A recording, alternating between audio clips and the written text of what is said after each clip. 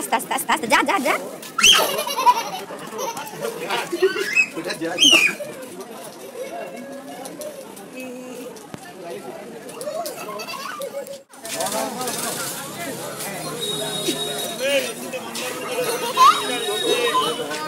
Good morning বন্ধুরা, সবার আগে বলে দিচ্ছি আমার গলার অবস্থা একদমই খারাপ, একদম ঠান্ডা লেগে গেছে। হঠাৎ করে একদিনের মধ্যে আবার ঠান্ডা লেগে গেছে, মানে গলা বসে গেছে আবার।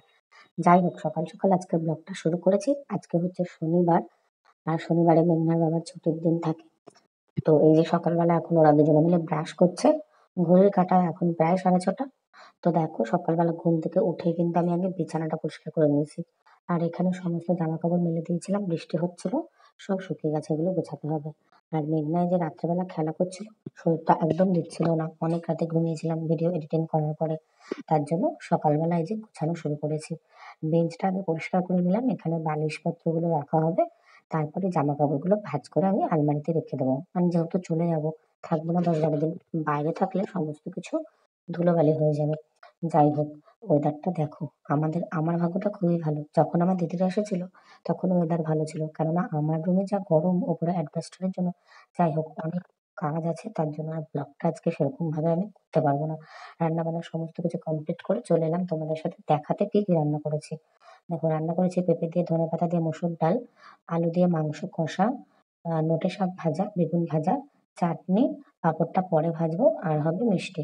এখানে মেঘনার ডিম আর খিচুড়ি আছে, খাওয়াবো। আর ওই বাসি ভাতটা আমি একটু, আমার বাবা একটু খেয়েছে আর একটু আছে, ওটা আমি খেয়ে নেবো, কেননা খুব খিদে পেয়েছে। সকাল 8:30টায় রান্না বসিয়েছি, 9:30টায় রান্না কমপ্লিট। তারপরে এই যে মেঘনাকে কোনো রকমের নাকে মুখে খাইয়ে আমি একটু খেয়ে তারপরে যে বিছানাটা গুছিয়ে নিলাম, ঘরটা পরিষ্কার করে নিলাম, ঘরটা ঝাড় দিয়ে ঘরটা মুছে নিয়েছি, বিছানাপত্র পরিষ্কার করে পুরো রুমটা আমি সুন্দর করে গুছিয়ে নিয়েছি। আর এই যে একটা ধুতি বার করে রেখে দিয়েছি, কেননা আমার বাবা কোথাও গিয়ে থাকার মানুষ না, খালি হাতে যায় খালি হাতে চলে আসে, মানে জামা কাপড় নিয়ে যায় না। সব মেয়ের বাড়ি মানে দূরে দূরে, শুধু আমার মেজদির বাড়িটাই কাছে নবদ্বীপ, তাই মেজদির বাড়িতে একবেলাই থাকে, সকালে গেলে বিকেলে চলে আসে, কোনো কোনো সময় বিকেলে গিয়ে রাতের ট্রেনেও চলে আসে। আর আমার বাড়িটা যেহেতু এতটা দূরে, বাধ্য হয়ে একটা রাত থাকতেই হবে। আর আমার অবস্থা দেখেছো, পুরো হাবলদার। যাই হোক, গেঞ্জি পুরো ভিজে গেছে, এখন আমি স্নান করব, আর মেঘনাকেও স্নান করিয়ে দেবো। তো আর আমার বাবা আসছে পাহাড়িয়া এক্সপ্রেসে, কাটোয়া থেকে ট্রেনটা অনেকটা লেট করেছে, মানে 1 ঘন্টা লেট করেছে। যাই হোক, তারপরে মেঘনা আর আমি দুজনে স্নান করে নিয়েছি, এখন আমরা চললাম আমার বাবাকে স্টেশনে আনতে। তো ট্রেনটা ঢুকবে 1টার সময়, 1 ঘন্টার ওপরে লেট ছিল। 4:26-এ ট্রেন ছিল ভোরবেলা, সেখানে 5:46-এ ট্রেন ছেড়েছে। তারপরে দূরপাল্লার ট্রেন, তো ওই ট্রেনটা একটু এদিকে মানে হাওড়া পর্যন্ত ঠিকঠাক আসে, তারপরে পুরো একদম স্লো হয়ে যায় ট্রেনটা, সব অন্যান্য ট্রেনগুলোকে পাস করিয়ে দেয়। যাই হোক, আমার গলার ভয়েসটা ভালো না, তোমরা একটু ভয়েসটা ভালো করে একটু বুঝে নিও, ঠিক আছে? তো যাই হোক, এখন আমরা যাচ্ছি। তো এই যে মেঘনা তো খুব এক্সাইটেড, এতটাই এক্সাইটেড যে সকাল থেকে ঠিকঠাক করে খায়নি, খিচুড়িটা খায়নি, ডিম সেদ্ধটা পরে কষ্ট করে খাইয়ে দিয়েছি। আর সত্যি বলতে কি, বাপের বাড়ির লোকজন এলে এত আনন্দ লাগে, সেটা একমাত্র তারাই জানে। যাই হোক, এই দেখো আমরা এই পাশ দিয়ে যাচ্ছি, মেন রোড দিয়ে যাচ্ছি না কেন বলো তো, বাবাকেও এই টোটোতেই, সরি টোটোতে বলছি কেন, বাইকে করে নিয়ে আসবো। জানি বাবার কাছে ব্যাগ নেই, এই জন্যই আসাটা সম্ভব হবে 3জন বাইকে, কিন্তু আমার বাবা কমফোর্টেবল ফিল করছিল না।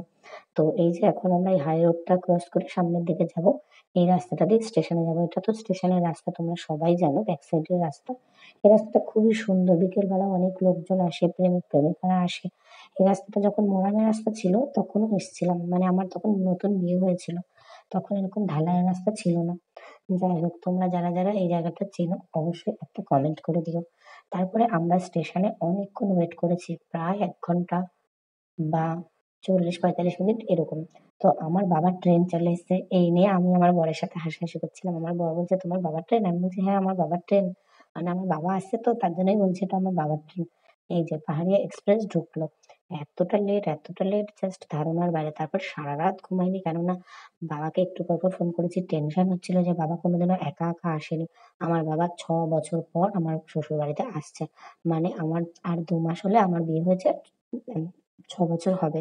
আমার বাবা আমার বিয়ের পর একা থাকতে হয় না, জোর ছাড়তে যেতে হয়, তখন আমার বাবাকে নিয়ে আমি আমার শ্বশুরবাড়ি এসেছিলাম কান্ডারি এক্সপ্রেসে। আর এই পাহাড়িয়া এক্সপ্রেসে আমার বাবা একা একা ফার্স্ট টাইম আসছে, তার জন্য একটা টেনশন হচ্ছিল ঠিকঠাক সিট পাবে কিনা, তারপরে কামরাটা খুঁজে পাবে কিনা তার জন্য সারা রাত ফোন করেছি। রাত্রি ১টা থেকে ভোর ৬টা অব্দি। তারপর আর ঘুমাইনি, ঘরের কাজকর্ম করা শুরু করে দিয়েছি। এই যে এটা হচ্ছে আমাদের কাঁথি স্টেশন। তো এখানে মেঘনার বাবা বাইকটা রেখে আমাকে বলছে, "যেও না ভেতরে, প্ল্যাটফর্ম টিকিট কাটতে হবে। সবেমাত্র ট্রেন ঢুকলো।"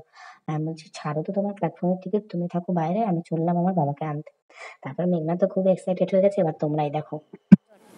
বিচিস দে, ওঠ ওঠ ওঠ ওঠ ওঠ, আস্তে আস্তে আস্তে আস্তে আস্তে, যা যা যা।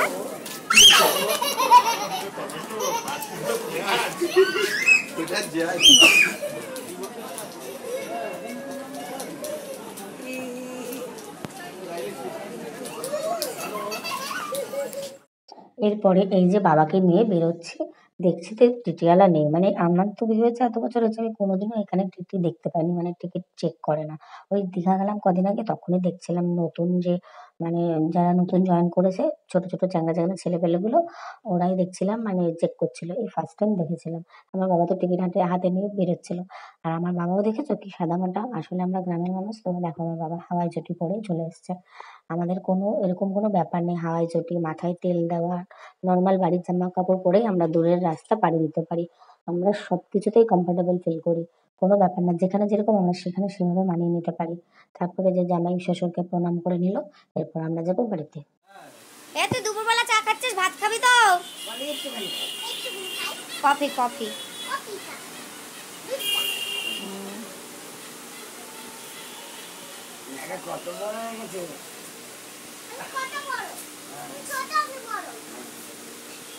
চকলেটটা নিয়ে নিল, তো চকলেট দিয়ে নিল।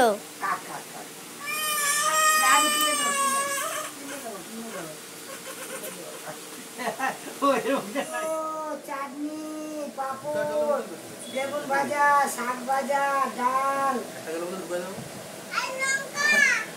আর লঙ্কা। আর লঙ্কা, কাঁচা লঙ্কা দিচ্ছে একটা। আমরা হচ্ছে পাড়া গাঁয়ের মানুষ, সন্ধ্যাবেলাও ভাত খেতে পারি, দুপুরবেলাও চা খেতে পারি। তারপর বাবা এসেই বলছে, "আমাকে আগে চা দে, আমি পরে ভাত খাবো। আগে চা খেয়ে নিই, বিড়ি খেয়ে নিই, তারপরে স্নান করে ভাত খাবো।" তারপরে অমনি কাজ, বাবাকে স্নান টান করলো, তারপরে বাবাকে ভাত দিলাম, তার আগে ১ কাপ চা দিলাম, খেলো। তারপরে যে বাবাও ঘুমিয়ে গেছে, মেঘনার বাবাও ঘুমিয়ে গেছে, আর তখন আমি একটু ফোন ঘাঁটছিলাম। একটু রেস্ট পাইনি, ওই ১০ মিনিট একটু পিঠটা ঠেকালাম। তারপরে দেখছি যে গুড়ি গুড়ি বৃষ্টি হচ্ছে। তো বেশ ভালোই লাগছে মনটা, যে যাক আমাদের বাড়িতে এসছে বাবা, গরমে অতটা কষ্ট পাবে না। আমাদের ঘরটা এতটা গরম না, ওই কারণে। তারপর দেখতে দেখতে দেখছি জোর বৃষ্টি। আর আমরা তো খোলামেলা পরিবেশের মানুষ। আমার বাবা এই মানে কয়েক ঘন্টা এসছে ঘরে, আমার বাবার আমার মন টিকছে না। বাবা বলছে বাইরে যাবো। আর বাইরে সিঁড়ি অব্দি যেতে না যেতেই জোর বৃষ্টি। তারপর বাবা আবার উপরে ব্যাক করে এলো। বাবা বলল, "ঠিক আছে তাহলে আর ঘুমাবো না। তাহলে আমাকে একটু চা দে খাই।" তখন বাজে ৪:৩০। তারপরে যে বাবাকে আবার চা দিলাম। চা খাওয়ার পরে এই যে আমরা এখন সন্ধ্যাবেলা রেডি হয়ে বেরিয়ে পড়েছি বাবার জন্য একটা জামা কিনবো বলে। তো এই যে এখানে আমরা এম বাজারে চলে এসেছি। এম বাজার গেছি, কলকাতা বাজার গেছি। বাট আমরা ওই যে বললাম খুবই সাধারণ। বাবা বলছে, "এত টাকা দিয়ে মলের জামা কেন? আমি তো পরবোই না। মেঘনাকে কিনে দে, আমার জন্য কিনতে হবে না।" যাই হোক, দুটো মল ঘোরার পরেও বাবাকে জোর করে কিনে দিতে পারলামই না। কিছুতেই বাবা নিল না। তারপরে যে বাবাকে ভাবলাম যে বাবা তো কোনোদিনও আসে না। আর আমরা রাত পোহালেই ভোরবেলা আবার চলে যাবো। তাই বাবাকে একটু মেয়ের বাড়ির আশেপাশটা একটু ঘুরিয়ে নিয়ে আসলাম। তারপর যেহেতু এখানে মেলা বসেছে, বস্ত্র মেলা। আর এই যে মেলাটা অনেকটা বড় মেলা হয়, নান্দনিক ক্লাবের মেলা। তা দুর্গাপুজোর আগে থেকে লক্ষ্মী পুজো পর্যন্ত এই মেলাটা থাকে। দুর্গাপুজোর ১ মাস আগে শুরু হয়, লক্ষ্মী পুজো পর্যন্ত থাকে। তো আমরা যখন এসেছিলাম আগের দিন মেলায়, তখন এই দোকানপাট এগুলো কিচ্ছু বসেনি, মানে সেন্ট্রালের দিকে যেতে। তারপর তো মেঘনা এখন এই গাড়িতে চাপার জন্য একদম ব্যস্ত হয়ে গেছে। তার জন্য এই যে ওর একটু শখ পূরণ করার জন্য একটু গাড়িতে চাপালাম। ওরে বাবা, দাম নিল ৪০ টাকা।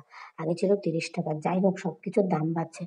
ওরাও তো একটা মেলা খেলার জন্য অপেক্ষা করে থাকে। এখানেই তো ওদের রুজি রোজগার, তাই না? সবকিছুর যেমন দাম বাড়ছে, ওদেরও তো একটু দাম বাড়াতে হবে। ওদেরও তো ইনকাম করতে হবে, সংসার চালাতে হবে। যাই হোক, তো তোমাদের একটু প্যান্ডেলটা দেখিয়ে দিই, ভেতরটা অবশ্যই তোমাদের দেখাবো। তার আগে চলো বস্ত্র মেলাটা একটু ঘুরে আসি। এখানে খুব সুন্দর অর্কেস্ট্রা হচ্ছিল, গান হচ্ছিল। আমার বাবার তো খুব ভালো লাগছিল। আগের দিনের কিশোর কুমারের গানগুলো হচ্ছিল বলে বাবা বলছে, "ভালোই গান হচ্ছে, এখানে দাঁড়িয়ে দাঁড়িয়ে গান শুনি।" আমি যে, "তুমি তো গান শুনতেই পারবে, মেলার ভেতরে চলো, গান শুনতে পারবে।" তারপরে যে মেলার মধ্যে চলে এলাম, বস্ত্র মেলায়। ভেবেছিলাম যে কিছু কেনাকাটি করবো, নিজের জন্য তো এখনো কিচ্ছু কিনিনি।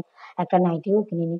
ভাবছিলাম কিনবো, ভোর হলেই চলে যাবো। বাড়ি গিয়ে আবার কখন বেরোবো মেয়েকে রেখে বা মেয়েকে নিয়ে, ঝামেলা হবে। তাই ভাবলাম এখান থেকে খুব সুন্দর সুন্দর কুর্তি উঠেছে, ওয়ান পিস উঠেছে, একটা হলেও নেবো। তারপরে মেঘনার জন্য ক্লিপস, চুড়ি, হেয়ার ব্যান্ড এগুলোও নিতে হবে। কিন্তু ওই যে আমার বাবা আর আমার বর দুজনা মিলেই সেই তাড়াহুড়ো করছিল। কেননা একটা মানুষ এতটা জার্নি করে এসছে, তারপর তো জানোই তোমরা মেয়ে ছেলেদের কাজ, একটা দোকানে ঢুকলে কিছুতেই মন পোষায় না, আর বেটা ছেলেরা সেটা কখনোই সহ্য করতে পারে না। তারপর আমার বর বলছে বাড়ি চলো, বাড়ি চলো, বাড়ি চলো। রং ছিল ফাল্গুনি হাওয়াতে। এবারে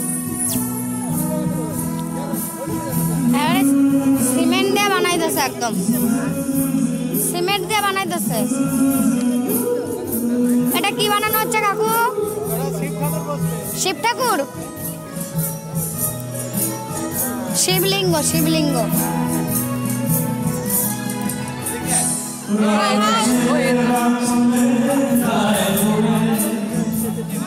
আস্তে আস্তে আস্তে আস্তে।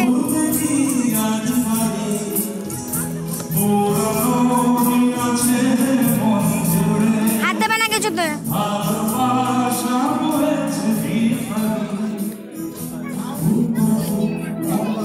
আস্তে আস্তে, দাঁড়া দাঁড়া দাঁড়া।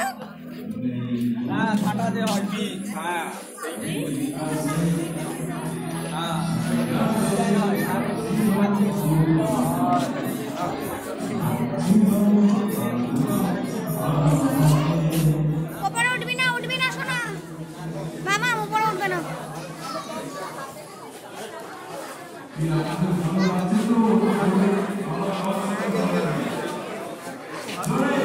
পাটিল না বললে হবে না, তবে এগুলো প্রায় এই ব্লিচিং দিয়ে ওয়াশ করে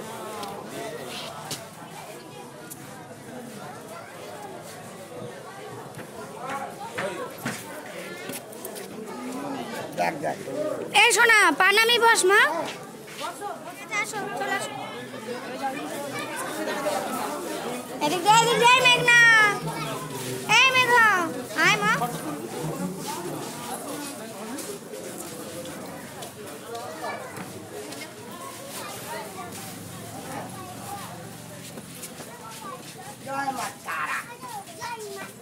বলো জয় মা দুর্গা।